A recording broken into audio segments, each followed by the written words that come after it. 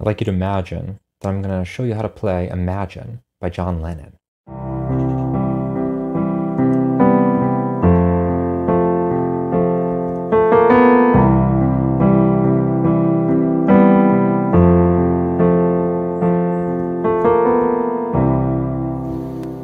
Let's break this down. Left hand is very easy. It's only two notes, C and F. So dum, bum, bum, bum, bum, bum, bum, ba-da-dum, bum, bum, bum, bum. Get it? C and F. That's it. Okay, so the right hand is down here, very, very near the left hand. Okay, so there's going to be two chords here. Well, maybe a few more.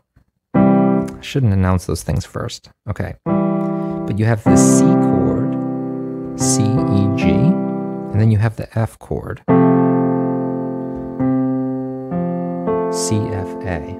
And then in between them, you've got this. This is a G chord. It's just G and B. So you see there's C, G, F. Okay, and then you go back and forth like this. C,